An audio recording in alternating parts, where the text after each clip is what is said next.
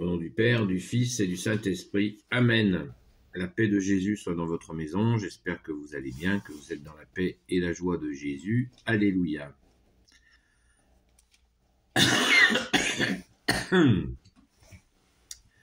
Donc,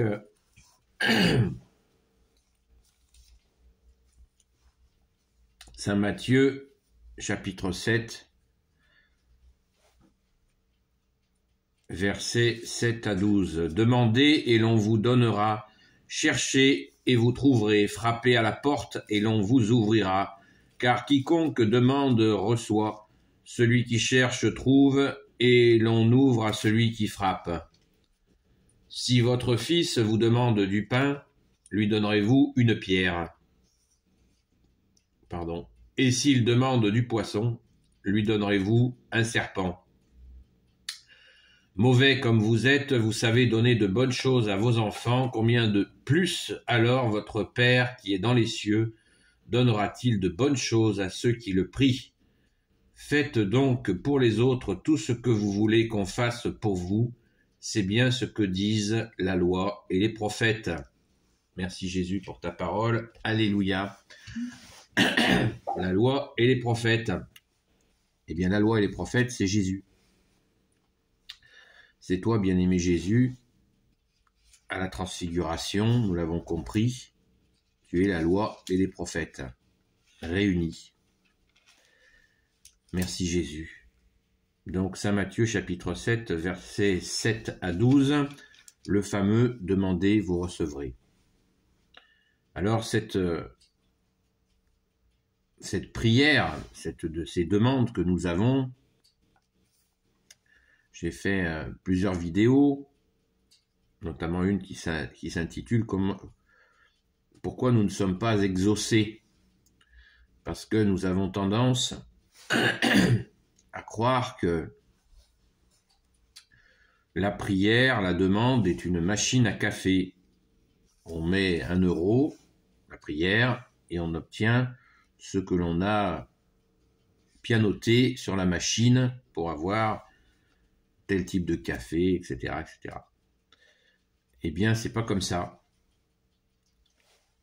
Jésus nous a dit dans la lecture, je crois que c'est d'hier, rappelez-vous, nous nous en rappelons, la lecture d'hier, Jésus nous dit, avant même que vous demandiez, le Père sait ce qui est bon pour vous. Voilà. Donc, c'est très intéressant. Et précision de taille, Jésus, tu nous dis, combien plus alors votre Père qui est dans les cieux donnera-t-il de bonnes choses à ceux qui le prient? De bonnes choses. Alors, que sont ces bonnes choses aux yeux de ton Père, notre Père, ô Jésus? Ce serait intéressant d'avoir la réponse. Car quand nous prions, on connaissait la blague habituelle, si nous prions pour gagner au loto, eh bien, si le bon Dieu ne nous aimait pas, si Jésus tu nous aimais pas, si ton Père nous aimait pas, si l'Esprit Saint ne nous aimait pas, eh bien, il nous ferait gagner.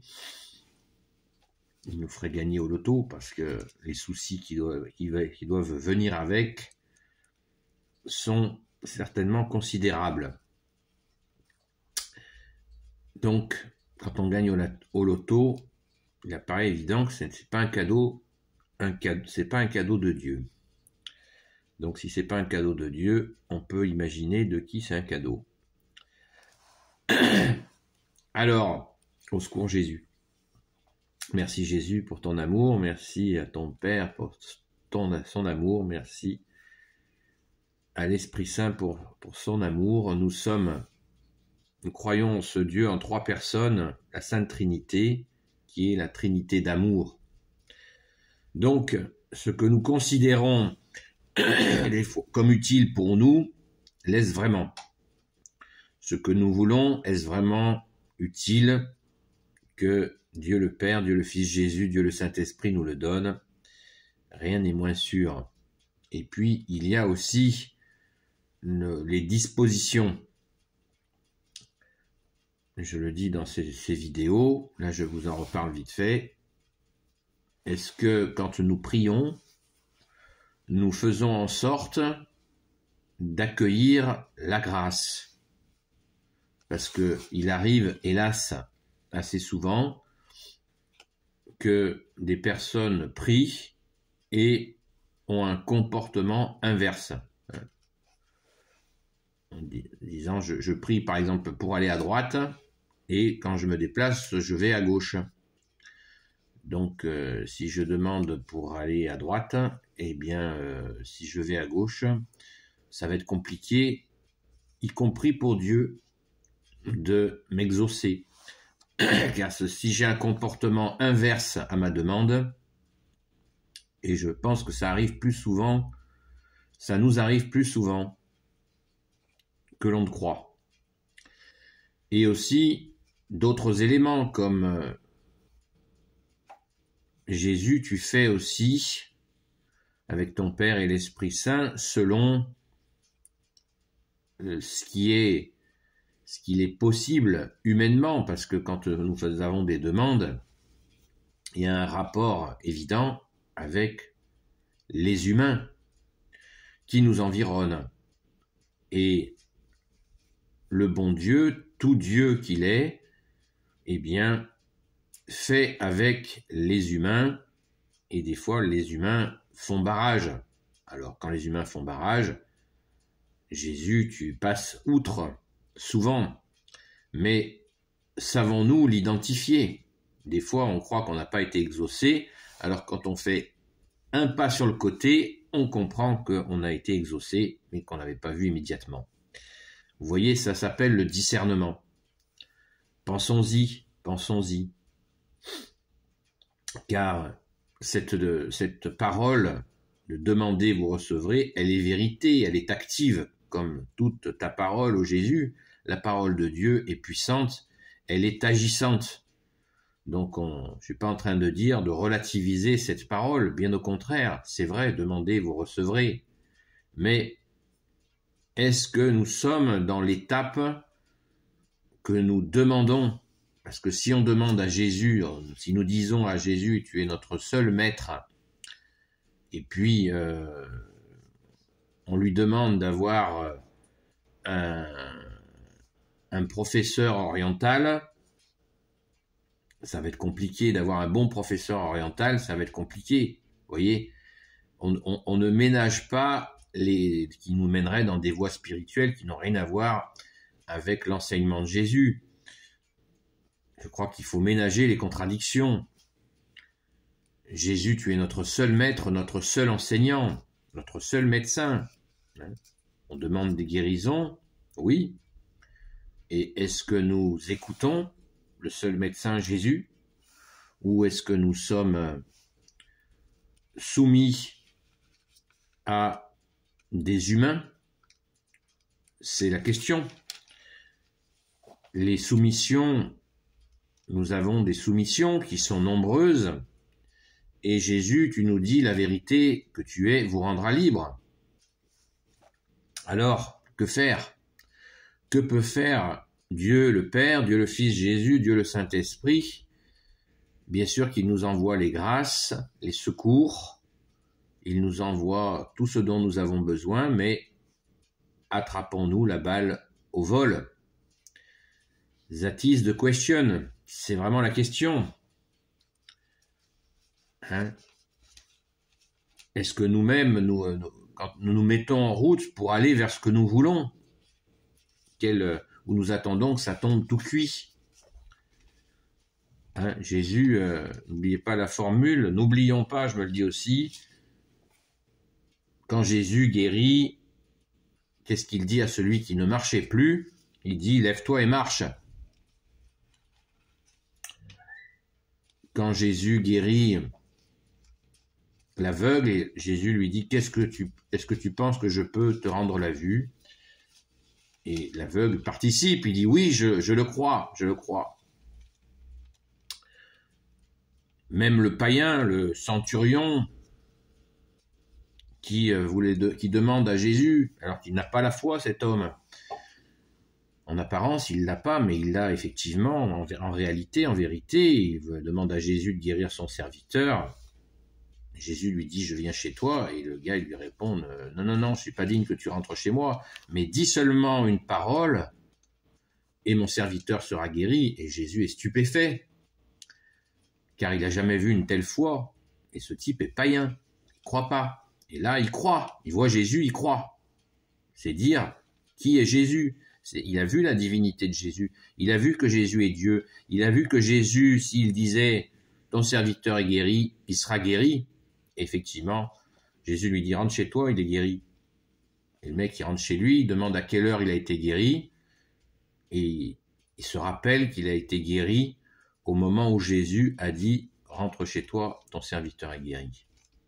Voilà, au moment où il a cru.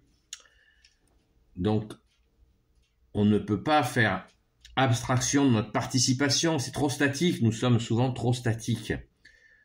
Nous avons tué Jésus avec ton Père et l'Esprit Saint, le Dieu d'amour, et nous avons à participer. Jésus le demande sans cesse, à réfléchir. Voilà, c'est... Et Jésus nous met les stockades, puisque au verset 12, il dit « Faites donc pour les autres tout ce que vous voulez qu'on fasse pour vous ». C'est bien ce que disent la loi et les prophètes. Alors, la loi et les prophètes, je vous le disais au début, c'est toi Jésus, à la transfiguration, nous l'avons compris, quand tu t'es trouvé au milieu d'Élie et de Moïse, c'est bien pour nous dire que tu es la loi et les prophètes et que tu es venu accomplir. Faites donc pour les autres tout ce que vous voulez qu'on fasse pour vous. Ça, c'est un réflexe à avoir, sans donner, bien sûr. On ne donne pas le sacré au chien, comme tu nous l'as dit, Jésus. On ne donne pas de la confiture ou des perles au pourceau. Pardon. Donc, donnez aux autres ce que l'on voudrait qu'on vous donne. C'est très important.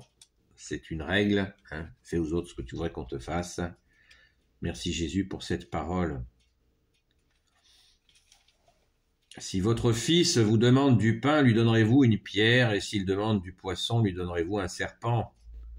Mauvais comme vous êtes, vous savez donner de bonnes choses à vos enfants, combien plus alors votre Père qui est dans les cieux donnera-t-il de bonnes choses à ceux qui le prient?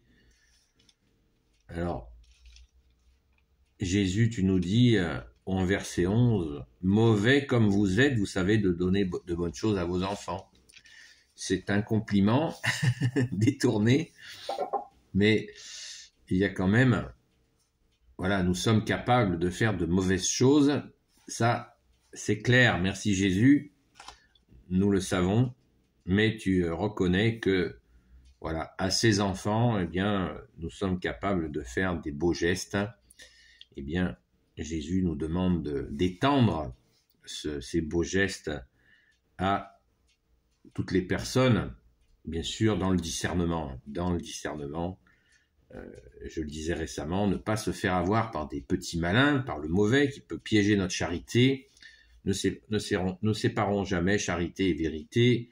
Je me répète, je sais, mais je pense qu'il y en a bien besoin. Alors, au verset 7, j'y reviens. Demandez et l'on vous donnera, cherchez et vous trouverez, frappez à la porte et l'on vous ouvrira, car quiconque demande reçoit, celui qui cherche trouve, et l'on ouvre à celui qui frappe. Qui cherche trouve, c'est la vérité. Moi je l'ai expérimenté, je l'ai vécu par ta grâce, ô Jésus. J'ai demandé à comprendre ta parole, à cueillir ton enseignement, ce qui ne veut pas dire que je sois enseignant, c'est toi notre seul enseignant, Jésus, puisque je t'ai tout simplement demandé, bien-aimé Jésus, ton enseignement, s'il est véridique, doit être gratuit, accessible, et effectivement, il est gratuit et accessible par ta parole, Jésus, dans tes évangiles, et puis par ta sainte présence. Merci Jésus, de ta sainte présence qui nous enseigne.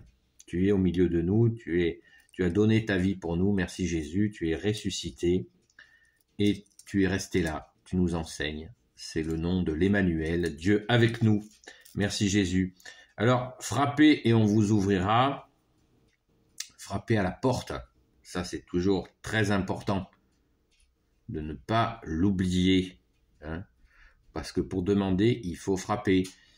Et frapper à la porte, la meilleure façon de frapper à la porte de Dieu le Père, le Fils, Jésus et le Saint-Esprit, eh bien, c'est le Notre Père. Alléluia, merci Jésus. Hein, demandez la prière, demandez le Notre Père quand même. Quelle belle prière, c'est la plus belle prière de l'univers et elle est aussi belle que simple.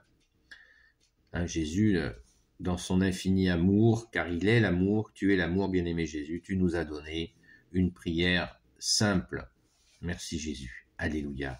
Béni soit le Père, le Fils et le Saint-Esprit. Amen.